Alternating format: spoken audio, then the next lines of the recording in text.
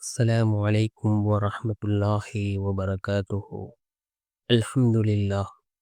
الحمد لله الذي نحمده ونستعينه ونستغفره ونؤمن به ونتوكل عليه أما بعد.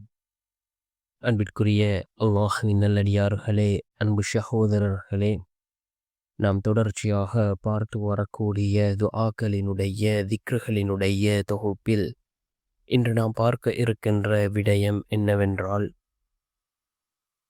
ஃபஜ்ருடைய தொழுகையை தொழுதுவிட்டு 11 தடவை இந்த துஆவை ஓதினால் அல்லாஹ் ஜல்ல சுப்ஹானஹு வ தஆலா நம்முடைய வாழ்க்கையில் உள்ள நெருக்கடிகளை அல்லாஹ் நீக்குகின்றான்.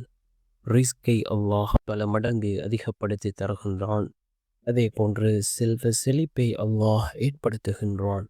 அப்படிப்பட்ட மிகச்சிறந்த ஒரு துஆவை தான் நாம் இன்றைய வீடியோவில் பார்க்க இருக்கின்றோம். அன்பார்ந்தவர்களே, அல்லாஹ்வின் நல்லடியார்களே,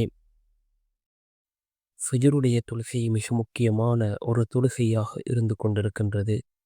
நாம் ஃபஜ்ருடைய தொழுகையை தொழுதுவிட்டு அதே இடத்தில் அமர்ந்தவர்களாக அல் குர்ஆனினுடைய இந்த வசனத்தை 11 தடவைகள் ஓதி நாம் அல்லாஹ்விடம் பிரார்த்தனை செய்வோம்.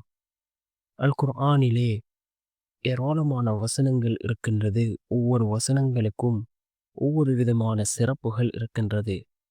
நாம் இந்த துஆக்களை ஓதுகின்ற பொழுது யக்கீனோடு இஹ்லாஸோடு நாம் துஆக்களை ஓதுவோம்.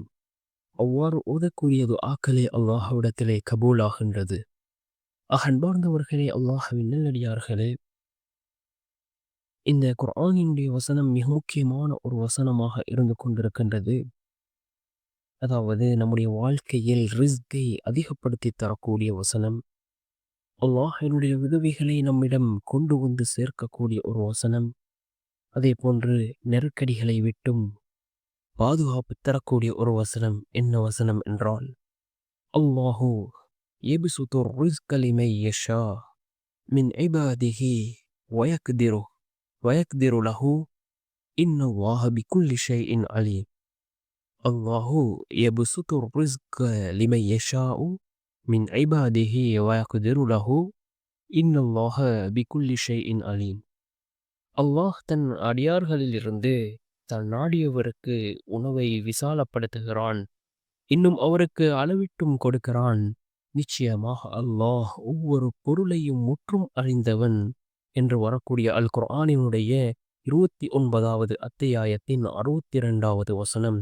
இதனை யார் 11 தடவைகள் ஓதுகிறாரோ ஃபஜ்ருடைய தொழுகைக்கு பின் அவருடைய வாழ்க்கையில் அல்லாஹ் ரிஸ்கை அதிகப்படுத்தி கொடுக்கின்றான்.